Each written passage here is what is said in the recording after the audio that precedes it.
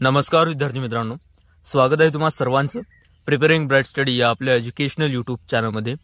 मित्रांनो, जीएमसी छत्रपती संभाजीनगर अंतर्गत गट ड या संवर्गाची पदभरती घेतल्या जात आहे। याचं वेळापत्रक नुकतेच प्रसिद्ध करण्यात आलेलं आहे, त्यामुळे त्याला अनुसरून अतिशय अल्प कालावधी आपल्याकडे उरलेला आहे। या कालावधीचा वापर अतिशय महत्त्वपूर्ण रिव्हिजनवर आपणास द्यायचा आहे।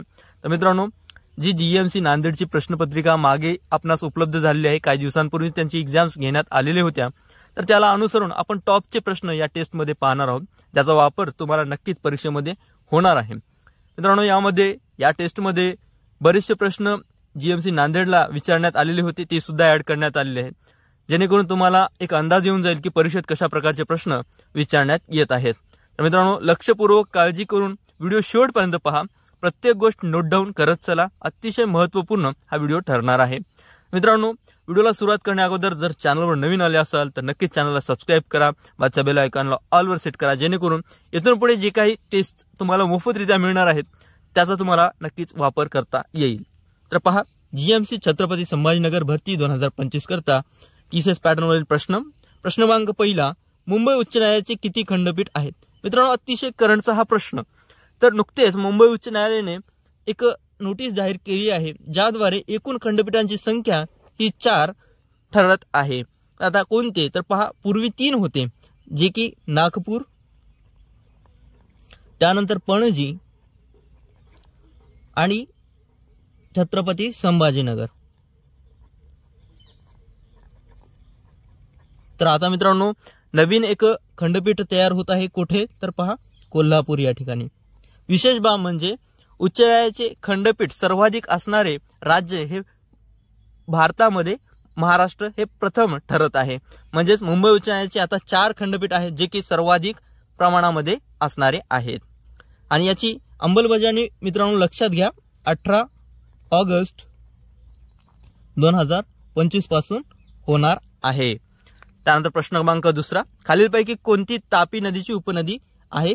मित्रांनो, जीएमसी नांदेडला हा प्रश्न विचारण्यात आलेला होता, त्यामुळे मी हा प्रश्न घेतलेला आहे। तर पहा, दुसऱ्या प्रश्नाचं योग्य उत्तर आहे ऑप्शन अ, पूर्णा ही तापी नदीची उपनदी आहे। त्यानंतर प्रश्न क्रमांक तिसरा, मुख्यमंत्री समृद्ध पंचायत राज अभियान कोणत्या राज्यात राबविण्यात येणार आहे? तर तिसऱ्या प्रश्नाचं योग्य उत्तर आहे ऑप्शन ड, महाराष्ट्रामध्ये मित्रांनो मुख्यमंत्री समृद्ध पंचायत राज अभियान राबवण्यात येणार आहे। प्रश्न क्रमांक चौथा, भारतीय लष्कराचे नवीन उपप्रमुख म्हणून कोणाची नियुक्ती करण्यात आली आहे? तर चौथ्या प्रश्नाचं योग्य उत्तर आहे ऑप्शन ब।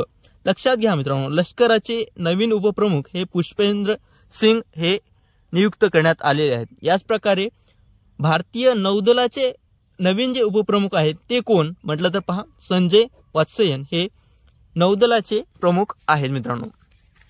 त्यानंतर प्रश्न क्रमांक 5, 1885 मध्ये जे राष्ट्रीय सभेचे पहिले अधिवेशन झालेले होते ते कोठे भरलेले होते? लक्षात घ्या मित्रांनो, सर्वांना माहित असेल मुंबई या ठिकाणी राष्ट्रीय सभेचे पहिले अधिवेशन झाले होते, तर मुंबईमध्ये कोणत्या ठिकाणी असा प्रश्न आहे। तर पाचव्या प्रश्नाचं योग्य उत्तर आहे ऑप्शन ड, गोकुलदास तेजपाल संस्कृत कॉलेज मुंबई या ठिकाणी 1885 चे पहिले राष्ट्रीय सभेचे अधिवेशन भरलेले होते, ज्याचे अध्यक्ष व्योमेशचंद्र बॅनर्जी होते। मित्रांनो, हा प्रश्न नांदेडचा जीएमसीला विचारण्यात आलेला होता, त्यामुळे नोट डाऊन करा, अतिशय महत्त्वाचा आहे। नंतर प्रश्न क्रमांक 6, 1881 ला लोकमान्य टिळकांनी सुरू केले मराठा हे वृत्तपत्र कोणत्या भाषेत प्रकाशित होत असे? तर पहा, 6व्या प्रश्नाचं योग्य उत्तर आहे ऑप्शन अ, इंग्रजी। लक्षात घ्या मित्रांनो, 1881 ला केसरी आणि मराठा हे 2 वृत्तपत्र लोकमान्य टिळकांनी सुरू केले होते, ज्यामध्ये मराठा हे वृत्तपत्र इंग्रजीमध्ये तर केसरी हे वृत्तपत्र मराठी भाषेमध्ये प्रकाशित होत असत। त्यानंतर प्रश्न 7 असा आहे, महात्मा ज्योतिबा फुले यांनी सत्यशोधक समाजाची स्थापना कोणत्या वर्षी केली? तर 7व्या प्रश्नाचं योग्य उत्तर आहे ऑप्शन ब, 1873 ला महात्मा ज्योतिबा फुले यांनी सत्यशोधक समाजाची स्थापना केली होती। मित्रांनो, तारीख नोट डाऊन करा, 24 सप्टेंबर 1873 ला सत्यशोधक समाजाची स्थापना झाली होती। 1897 ला मित्रांनो स्वामी विवेकानंद यांनी रामकृष्ण मिशनची स्थापना केली होती। 1875 ला स्वामी दयानंद सरस्वती यांनी आर्य समाजाची स्थापना केली होती मित्रांनो। तसेच 1828 मध्ये ब्राह्मो समाजाची स्थापना झाली होती, जे की राजा राममोहन राय यांनी केलेली होती। यासोबतच प्रार्थना सभा सुद्धा परीक्षेत विचारण्यात येते, ज्याची स्थापना 1867 आत्माराम पांडुरंग तरखडकर यांनी केलेली होती. मित्रांनो, सर्व महत्त्वाचे जे संस्था आहेत त्यांवरती परीक्षेत प्रश्न विचारण्यात येतात, त्यामुळे नोट डाऊन करा. पाहूया पुढील प्रश्न. प्रश्न क्रमांक 8 असा आहे, पहा मित्रांनो, मुंबईमध्ये कामगार संघाची स्थापना कोणी केली? तर लक्षात घ्या, हा प्रश्न जीएमसी नांदेडला विचारण्यात आलेला होता. तर मुंबईमध्ये कामगार संघाची स्थापना ही नारायण मेघाजी लोखंडे यांनी केलेली होती. केव्हा केली होती? लक्षात घ्या, 1890 या सालामध्ये केलेली होती. त्यानंतर प्रश्न क्रमांक 9, कथकली हे शास्त्रीय नृत्य प्रकार कोणत्या राज्याचे आहे? तर 9व्या प्रश्नाचं योग्य उत्तर आहे ऑप्शन ड, केरळ या राज्याचे मित्रांनो कथकली हे शास्त्रीय नृत्य प्रकार आहे. यासोबतच केरळची आणखी एक आहे, ती पहा, लक्षात घ्या, मोहिनी अट्टम हे जे शास्त्रीय नृत्य प्रकार आहे हे सुद्धा केरळचेच आहे. उत्तर प्रदेशचे कोणते आहे? तर लक्षात घ्या मित्रांनो, उत्तर प्रदेशचे कथक हे नृत्य प्रकार आहे. तामिळनाडूचे पाहिल्यास भरतनाट्यम, तसेच आंध्र प्रदेशचे कुचिपुडी. महत्वाचे शास्त्रीय नृत्य प्रकारावर प्रश्न येतात. जीएमसी नांदेडला सुद्धा शास्त्रीय नृत्य प्रकारावर प्रश्न विचारण्यात आलेला होता. त्यानंतर प्रश्न क्रमांक 10, मॅकमोहन सीमारेषा जी आहे ती भारत आणि इतर कोणत्या देशाच्या दरम्यानची सीमारेषा आहे, असा प्रश्न आहे. तर 10व्या प्रश्नाचं योग्य उत्तर आहे ऑप्शन अ, चीन आणि भारत या दोन देशांच्या दरम्यान मॅकमोहन ही सीमारेषा आहे. मित्रांनो, यासोबतच पाकिस्तानचा जर विचार केला तर भारत आणि पाकिस्तान यांच्या सीमारेषेमध्ये लिहून घ्या मित्रांनो, रॅडक्लिफ. नोट डाऊन करत चला. रॅडक्लिफ सीमारेषा जी आहे ती भारत आणि पाकिस्तानच्या दरम्यान आहे. त्यानंतर प्रश्न 11, वाघांसाठी प्रसिद्ध असे जिम कॉर्बेट राष्ट्रीय उद्यान कोणत्या राज्यामध्ये आहे? तर 11व्या प्रश्नाचं योग्य उत्तर आहे ऑप्शन क, उत्तराखंडमध्ये मित्रांनो जिम कॉर्बेट राष्ट्रीय उद्यान आहे. आता उत्तराखंडमध्ये कुठे म्हटलं आहे तर लक्षात घ्या मित्रांनो, नैनिताल. महाराष्ट्रामध्ये विचार केला तर ताडोबा राष्ट्रीय उद्यान आहे. सिक्कीममध्ये कांचनगंगा राष्ट्रीय उद्यान आहे. अशा प्रकारे प्रश्न विचारण्यात येत आहेत मित्रांनो. पहा प्रश्न क्रमांक 12, भारताचे सर्वात मोठे वुलर सरोवर कोठे स्थित आहे? लक्षात घ्या, भारताचे सर्वात मोठे सरोवर हे वुलर सरोवर आहे, जे की कुठे स्थित आहे असा प्रश्न आहे. याचं योग्य उत्तर आहे ऑप्शन अ, जम्मू काश्मीर या ठिकाणी वुलर सरोवर स्थित आहे. ओडिसामध्ये मित्रांनो चिल्का सरोवर आहे.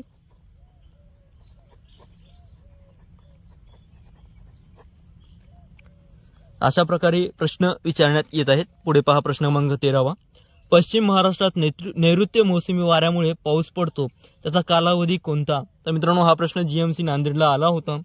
तर 13व्या प्रश्नाचं योग्य उत्तर आहे ऑप्शन क, जून ते सप्टेंबर या दरम्यान नैऋत्य मोसमी वाऱ्यामुळे पश्चिम महाराष्ट्रात पाऊस पडतो. त्यानंतर प्रश्न क्रमांक 14 असा आहे, तर भारतातील सर्वात जुनी पर्वतरांग कोणती, असा 14वा प्रश्न आहे. तर 14व्या प्रश्नाचं योग्य उत्तर आहे ऑप्शन अ, अरवली पर्वतरांग ही भारतातील सर्वात जुनी पर्वतरांग आहे. त्यानंतर प्रश्न 15, ग्लुकोमिया हा रोग खालीलपैकी कोणत्या अवयवास होतो? तर मित्रांनो 15व्या प्रश्नाचं योग्य उत्तर आहे ऑप्शन क, डोळ्यांना ग्लुकोमिया हा रोग होतो मित्रांनो. त्यानंतर पुढील प्रश्न पाहूया.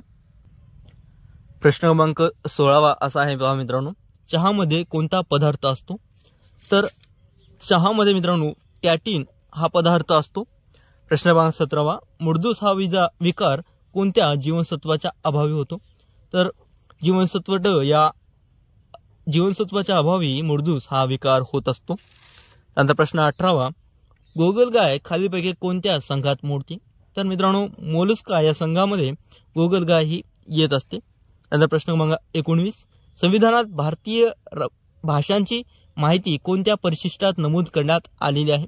तर मित्रांनो परिशिष्टावर आधारित सुद्धा प्रश्न जीएमसी नांदेडला विचारण्यात आलेले होते, त्यामुळे तुम्ही प्रत्येक परिशिष्टामध्ये कोणत्या प्रकारची माहिती आहे ती नोट डाऊन करा. तर 19व्या प्रश्नाचं योग्य उत्तर आहे ऑप्शन ड, परिशिष्ट 8 मध्ये भारतीय भाषांची माहिती नमूद करण्यात आलेली आहे.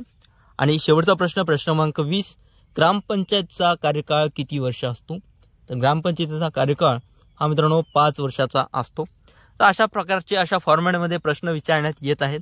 विद्यार्थ्यांनी सांगितलं आहे अतिशय हार्ड अशा प्रकारचे फॉर्मॅट नाहीये, मात्र जे काही प्रश्न आहेत त्यांचं फॉर्मॅट ह्याच पद्धतीचं आहे, त्यामुळे तुम्ही नोट डाऊन करा.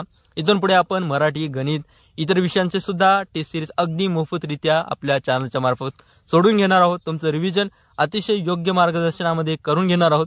त्यामुळे व्हिडिओला शेवटपर्यंत पाहत चला, प्रत्येक माहिती नोट डाऊन करत चला. सबस्क्राईब केलं नसेल तर नक्की सबस्क्राईब करा, लाईक करा, कमेंट करा. भेटूया पुढील व्हिडिओमध्ये. तोपर्यंत धन्यवाद.